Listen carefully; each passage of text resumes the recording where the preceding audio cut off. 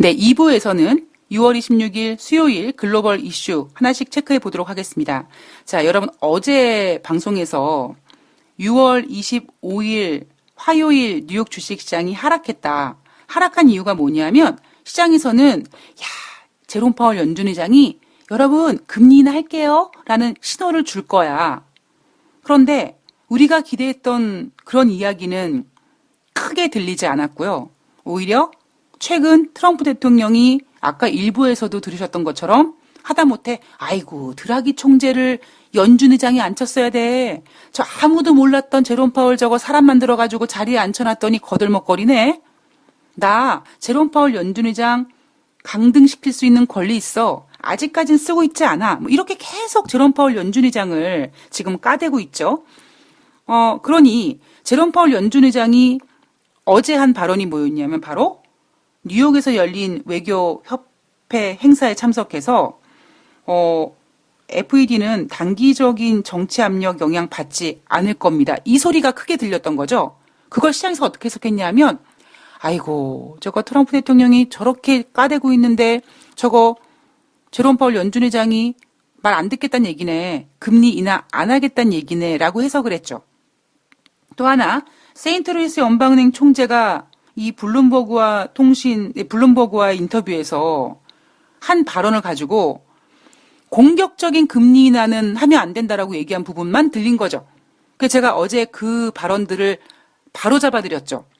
지금 시장이 너무 흥분한 상태에서 이성을 찾지 못한 상태에서 제대로 듣지를 못하고 듣고 싶은 것만 들리고 보이고 싶은 것만 보다 보니까 우리가 지금 완전히 뭔가 시야를 놓친 것 같다.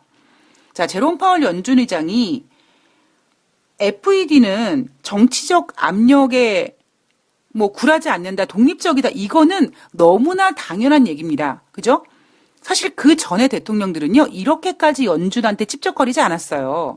그런데 이제는 미국의 대통령이 미국의 연준에 대해서 이런저런 이야기하는 게 너무나 당연시 됐지만 그 전까지는 어찌 보면 연준의 독립성을 유지해주기 위해서 백악관은 연준한테 뭐라고 얘기를 못했습니다. 지금 너무나 당연시 됐지만 따라서 제롬 파월 연준 의장은 너무나 당연한 얘기를 한 거다. 그리고 제롬 파월 연준 의장이 그 얘기만 한 거냐? 아니라니까요. FED는 일시적인 변수들에 과민 반응하지 말아야 된다. 오히려 일시적인 변수들 때문에 과민 반응했을 때 더 큰 불확실성을 불러올 수 있기 때문이다. 자, 경제 전망 정보들을 면밀히 주시하고 경기 확장세를 유지하기 위해 적절히 대응할 것이라는 얘기도 했습니다. 자, 지난번 6월 5일 날 제롬 파월 연준 의장이 경기 확장 유지를 위해 통화 정책을 점점점 했을 때 시장에서는 금리 인하라고 받아들였죠. 제롬 파월 연준 의장은 미국 경제 지표가 최근 둔화돼서 미국이 금리 인하를 해야 될 것 같습니다. 이런 얘기는 못 한다니까요. 왜? 곧 죽어도 미국인데. 그죠? 지금 미국이 자기네들이 꺾인다라는 거를 쉽게 인정할 수가 없다라는 거죠. 그러다 보니 금리는 인하할 생각이 있다. 대신 목적이 뭐냐면 경기 둔화 때문이 아니라 경기 확장세를 유지하기 위해서다. 물론 미쓰리는 이 발언에 대해서도 그렇게 그닥 웃기고 있네 이런 얘기하죠. 자, 어쨌든지 간에 그래 연준 니네가 곧 죽어도 미국 경기 꺾였다는 얘기는 못하지. 알았어. 내가 걸러들을게. 오케이. 알았어. 자, 이렇게 해석을 해도 금리 인하 가능성 시사한 거죠. 그리고 다수 연준 위원들이 통화정책 완화해야 될 것 같다라는 근거가 강해졌다라고 얘기를 합니다. 따라서 6월 25일 날 뉴욕 주식시장이 하락했을 때 제롬 파월 연준 의장이 금리 인하에 확실한 신호를 주지 않았다라는 거는 제대로 시장을 보지 못해서 한 얘기죠. 그리고 세인트루이스 연방은행 총재가 공격적인 금리 인하를 하면 안 된다. 아니 뭔 소리냐. 이 사람이 6월달 FOMC에서 금리 인하 카드 던진 사람이니까요. 단지 세인트루이스 연방은행 총재가 얘기한 게 뭡니까? 공격적인 즉 시장에서 너무 흥분한 나머지 그래 금리 인하 아이고 야 금리 인하 어차피 할 거면 한 번보다는 두 번이 낫지 않을까? 횟수가 좀 걸리면 한꺼번에 50bp 하는 게 낫지 않을까? 사람들이 막 이렇게 금리 인하 가능성에 대한 소설을 써 나가니까 그거를 좀 진정시키기 위해서 금리 인하는 한 0.25bp가 적당하지 0.5%냐 너무한 것 같다 야. 이 얘기한 거거든요. 근데 이거를 어제 시장에서 어떻게 해석했습니까? 제롬 파월 연준의장과 세인트루이스 연방은행 총재가 금리 인하 안 하겠다고 했어. 이렇게 해석돼서 뉴욕 주식시장이 하락한 거잖아요. 시장이 지금 뭐 하고 있어요? 횡설수설하고 있습니다. 자, 트럼프 대통령, 예, 제가 아까 일부에서도 말씀드렸고 조금 전에도 말씀드렸던 것처럼 제롬 파월은 중국과 경쟁하기 위해서 기준금리 내려야 돼. 자, 파월 의장 좌천시킬 권한 있지만 그렇게 하겠다고 한 적 없다라고 얘기했고요. 그리고 드라기 총재가 더 좋을 것 같아. 괜찮네. 라는 얘기도 했습니다. 지금 트럼프 대통령이 고민하고 있는 부분은요. 뭐 뒷부분에도 나오겠지만 트럼프 대통령은 중국의 관세 인하 하고 싶어 하는 것 같아요. 근데 지금 뭐가 무섭냐면 예, 트럼프 대통령 태어날 때부터 다이아몬드 수철을 입에 물고 부동산 재벌의 글로벌 최강 국가인 미국의 대통령, 예, 더 이상의 뭐 그 위는 없다라고 생각하는 사람이죠. 그런데 미쓰리는 그 위에 누가 있다라고 보고 있습니까? 예, 민심이 있다라고 보고 있지 않습니까? 지금 트럼프 대통령이 민심을 걱정하고 있는 것 같아요. 그래서 쉽게 3천억 달러에 대해서 관세를 부과하기 어려울 것이라는 전망도 나오고 있습니다. 그 얘기는 뒤에서 해드릴게요. 자, 터키와 미국에 대한 이야기도 해드려야겠죠. 어제 방송에서 자, 터키가 러시아제 대공 방어 시스템인 S-400 미사일을 러시아로부터 구매하기로 했다. 자, 그런데 미국이 니네 그거 구매만 해봐. 그러면 F-35 전투기 프로젝트에서 니네 조종사들 다 퇴출시켜버릴 거야. 라고 얘기했다고 했습니다. 에르도안 대통령은 에이, G20 정상회담에서 트럼프 대통령 만나가지고 얘기할 거거든? 이렇게 했습니다. 자, 근데, 이날, 이 미국 국방장관 대행이 로이터 통신 보도에 따르면 만약에 터키가 러시아제 대공 방어 시스템인 S-400 미사일을 구매한다면 F-35 전투기 프로젝트에서 터키를 배제시키는 것뿐만 아니라 미국의 경제 제재가 이어져서 터키 경제도 손상을 입게 될 것이야라고 압박을 하고 있습니다. 지난번 지방선거에서 이스탄불 도시에서 야당이 당선됐죠. 에르도안 대통령의 정치적 고향인 이스탄불을 야당에 뺏겼습니다. 결국 그 얘기는 뭐냐면 민심이 터키의 경기가 너무 안 좋다 보니까 민심이 이제 흔들린 거 등을 돌린 거거든요. 그런 상황에서 미국 국방장관 대행이 니네 러시아로부터 수입해봐봐. 우리 경제 제재 가할 거거든. 니네 터키 경제 이제 개판될 거야. 이렇게 협박한 거죠. 자, 터키 에르도안 대통령이 뭐라고 얘기하냐면 뭔 소리야. 야, 그동안 트럼프 대통령과의 대화에서 미국 정부가 우리가 러시아제 S-400 미사일 산다고 했을 때 뭐 제재를 부과할 것이다. 그런 움직임 나 본 적이 없는데? 이렇게 얘기하고 있습니다. 자, 그럼에도 불구하고 G20 정상회담에서 트럼프 대통령과 양자회담을 통해서 이 문제를 논의하겠다라고 합니다. 제가 이 문제에 대해서 곰곰이 한번 생각해 봤거든요.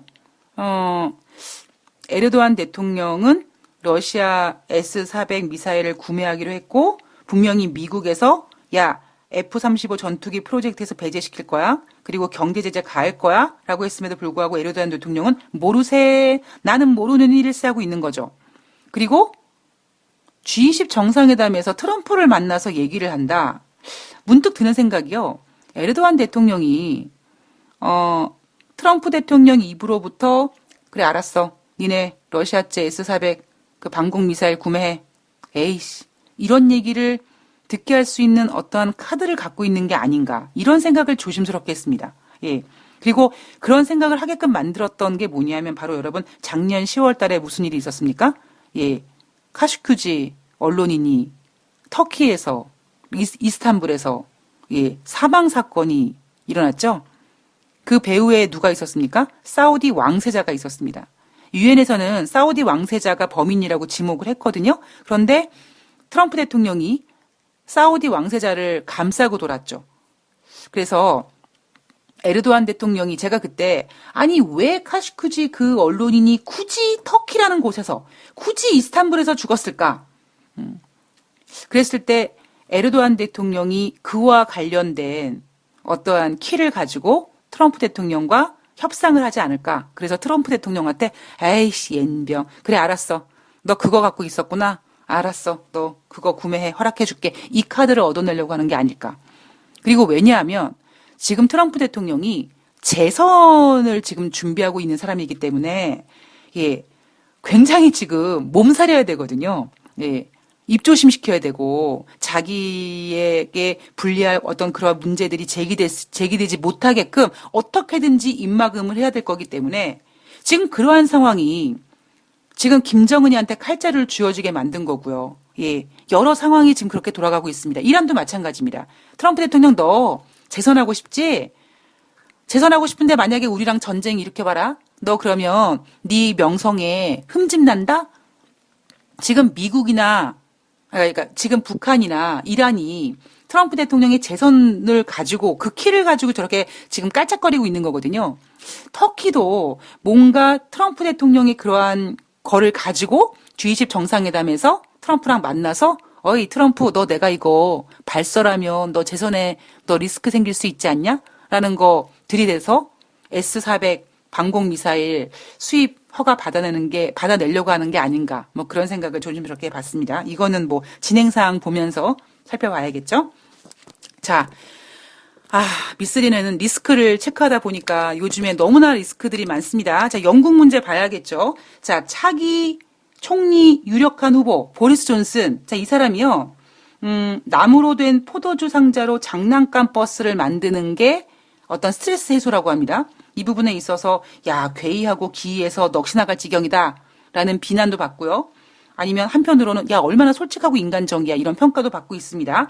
자, 이 보리스 존슨이 뭐 키덜트인지 뭐든지 뭐 하여튼 간에 이 사람이 만약에 총리가 된다면 자 여러분 지금 우리 뉴욕 주식시장 마감 현황에서 영국 이야기 보입니까? 단 한 줄도 안 보여요. 저 마치 2010년도에 유럽발 금융위기 발생되기 한 6개월 전쯤에 뉴욕 월가에서 투자 전략가로 있는 그 아는 오빠가 저한테 너 지금 유럽에서 무슨 일이 벌어지고 있는지 아냐? 무슨 일이 벌어지고 있어? 지금 한국은 뭐 미국 경제가 회복된다고 그래가지고 되게 좋은데? 야, 지금 유럽은 지금 난동이 일어나서 뭐 스탈린이라든가 이런 히틀러 같은 그런 독재자가 나올 수 있겠다라는 평가까지 받을 정도야. 그만큼 지금 안 좋아. 그렇게 얘기하고 6개월 뒤에 유럽발 금융위기가 터졌거든요. 근데 그때도요. 뉴욕 주식시장 마감 현황에서 그런 이야기 한 줄도 없었습니다. 오로지 그때 뭐였는지 아세요? 연준이 그러니까 QE2를 한 해 만에 양적 완화를 유지한 해 만에 경기 지표가 회복된 해 만에 이 얘기 나왔을 때거든요. 자, 근데 우리는 지금 뉴욕 주식시장 마감에서는 우리에게 보여주지 않지만 우리는 꼭 우리가 체크해서 봐야 되는 게 있습니다. 바로 영국의 노딜 브렉시트입니다. 왜냐? 아일랜드 총리가요. 만약에 노딜 브렉시트 상황에 대비해서 지금 7월 달에 좀 더 보강된 비상계획 발표 지금 계획하고 있고요. 노딜 브렉시트 상황에서 아일랜드 경제가 급속히 침체돼서 마이너스 성장까지 가능할 거다라는 전망이 나오고 있습니다. 만약에 올해 만약에 올해 브렉시트가 진행이 된다면 내년도 아일랜드의 GDP 성장률이 0에서 한 1% 정도 성장을 예상하고 있는데 만약에 노딜 브렉시트가 된다면 지금까지 예상됐던 것보다는 더 충격이 클 수 있다라고 지금 걔네들은 이미 아일랜드는요 비상사태에 돌입을 한 겁니다. 대신에 질서 있는 방식으로 EU 연합을 탈퇴한다면 아일랜드의 GDP가 3.3%까지 올라갈 수는 있는데 지금 보리스 존슨이 10월 31일 날 무조건 한다며요. 노딜 브렉시트 그냥 한다며요, 그냥. 자, 이 리스크가 커지고 있다라는 거를 지금 그쪽 지역에 있는 사람들은 이미 인지하고 비상사태에 돌입을 했습니다. 하다못해 지금 이 올해 2019년 상반기 영국 런던 중심부의 오피스 빌딩 거래가요. 55억 파운드밖에 거래되지 않았다고 합니다. 왜일까요? 전년 동기 대비 37% 급감했다고 합니다. 브렉시트 우려감 때문이에요. 자, 당장 영국 내에서 뭐 아일랜드 이런 곳에서는 야, 보리스 존슨이 차기 총리 되겠네. 쟤 되면은 유럽연합 달려가서 재협상하자고 개길 거고 유럽연합 빡돌 거고 그러면 보리스 존슨이 알았어. 지난번에 메이 총리가 협상한 거 그냥 할게 하지 않고 젠장 노딜 브렉시트 할 거거든. 이거 지금 눈에 보이고 있거든요. 아쉽게도 우리 증시에서는 뉴욕 마감에서는 이 이야기를 들을 수가 없습니다. 유일하게 돈다방 미스리에서만 해드리지 않습니까? 자, 중국 이야기 해보겠습니다. 중국은 지금 경기 부양을 겁나게 되고 있습니다.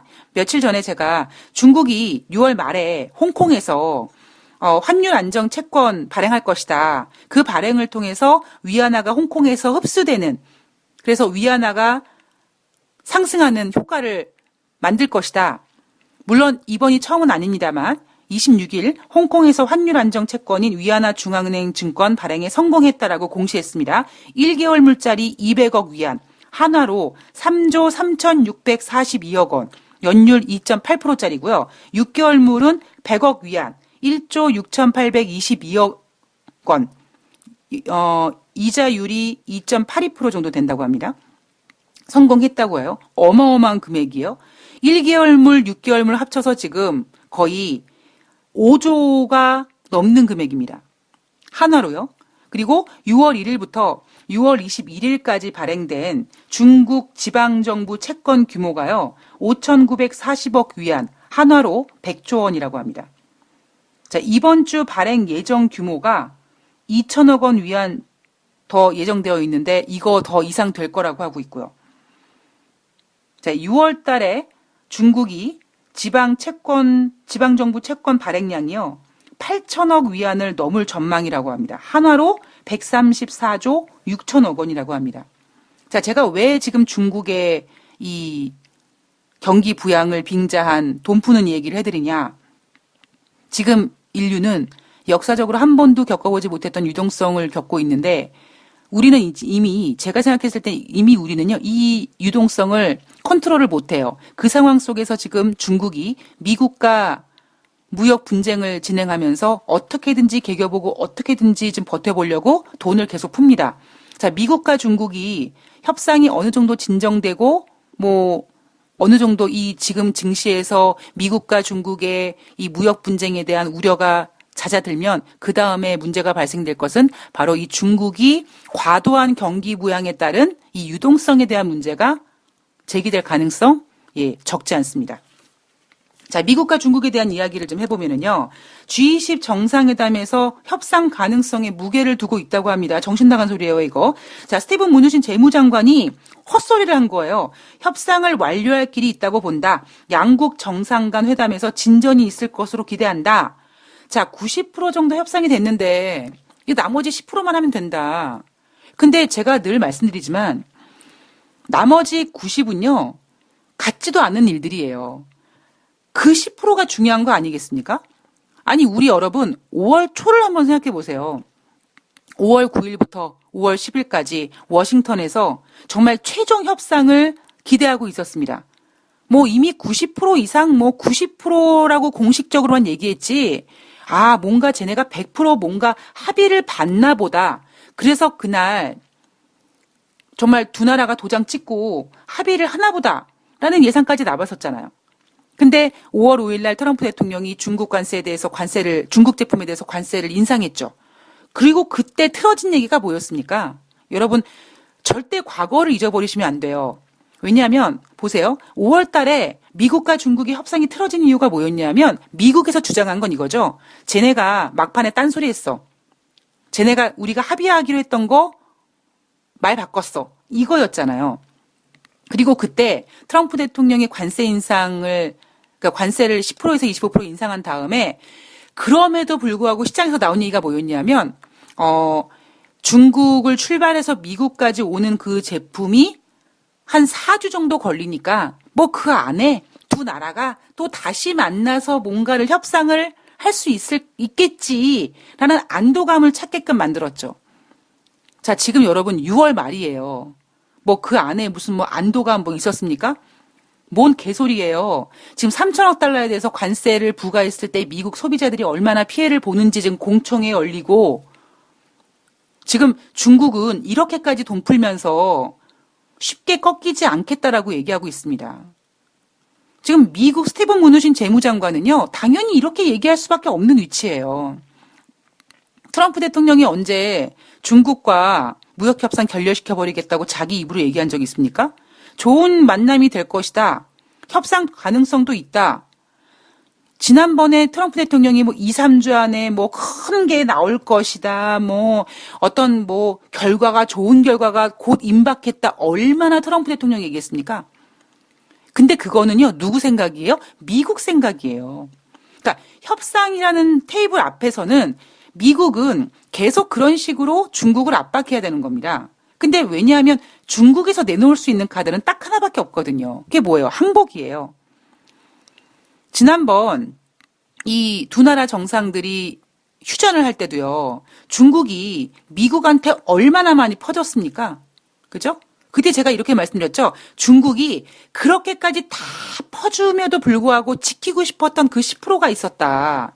근데 그 10%를 이번에 G20 정상회담에서 합의를 볼 거라고요. 왜 그런 바보 같은 생각들을 하는지. 갑자기 며칠 전만 하더라도 아이고 이번에 G20 정상회담에서 기대할 만한 게 별로 없어요라고 했다가 스티븐 무누신 재무장관의 발언, 그리고 트럼프 대통령도 얘기합니다. 협상 가능성 있다. 그러나 안 되면 관세 때려도 된다. 나는 협상 안 돼도 관세 때려서 그 중국으로부터 들어오는 관세로 난 배부르다 좋다. 이런 얘기 합니다. 갑자기 또 중국과 미국의 어떤 무역 협상이 잘 될 것처럼 또 막 포장이 돼요. 뭔가 반기말 어떤 그 기관들의 우리나라뿐만 아니라 전 세계적으로 미국도 기관들이 윈도우 드레싱이 있겠죠. 그것처럼 뭔가 반기말에 그들의 실적을 위해서 증시를 일단 띄우고 보자 함인지 모르겠습니다만 갑자기 분위기가 바뀌었습니다. 자, 블룸버그 통신에서는요, 트럼프 대통령 3천억 달러 규모의 중국산 제품에 25% 관세 부과 계획 보류 검토 중이라고 합니다. 자, 지금 이미 3천억 달러에 대한 금액의 제품 관세 부과 이 공청회는 끝나고요. 의견 수렴 최종 절차인 서면 이의 제기 접수가 시작이 됐다고 합니다. 7월 초에 실무 절차가 완료가 돼서 언제든지 관세 부과 가능하고요. 지금 시장에서는 지난번에 11월 달에 아르헨티나 정상회담 때도 마찬가지였던 것처럼 3천억 달러에 대한 관세 유예해주고 두 나라가 어떠한 휴전이든지 협상 재개든지 하지 않겠는가라는 얘기가 나오고 있습니다. 미국과 이란 간의 관계는 트럼프 대통령이 전쟁을 하지 않아도 되길 바라지만 무슨 일이 생기면 오래 걸리지 않을 것이다. 우리 미국은 강력한 위치에 있다라고 얘기했고요. 여전히 이란을 압박하고 있습니다. 자, 미국과 베트남은요. 트럼프 대통령이 베트남은 모두 중에서 가장 나쁜 남용자다. 베트남과 무역 관련 논의가 진행 중인데 베트남이 오히려 중국보다 미국을 더 많이 이용해 먹고 있다라고 합니다. 자, 많은 기업들이 중국산 제어에 부과되는 관세를 피해서 다른 나라로 이동하는데 바로 그 나라가 베트남이 된 거죠. 트럼프 대통령은 중국에 관세를 부과함으로써 중국에 있는 미국 기업들이 미국으로 들어오길 바랬는데 지금 오히려 미국으로 들어오지 않고 베트남으로 가는 부분에 있어서 지금 뿔따구가 난 거겠죠. 자, 과연 베트남이 제2의 멕시코가 되는지 안 되는지 또 우리가 지켜봐야 될 것 같습니다. 그리고 또 하나 마지막으로 로버트 밀러 특검이 7월 중순에 예정되어 있습니다. 민주당 연방 하원 법사위원장이 많은 사람들이 그 400페이지가 넘는 그 로버트 밀러 특검 보고서 읽어봤을 거라고 생각한다. 자, 윌리엄 바 법무장관이 잘못된 정보 캠페인을 주도했고 보고서에 있는 내용에 대해서 미국인을 속였다라고 얘기했습니다.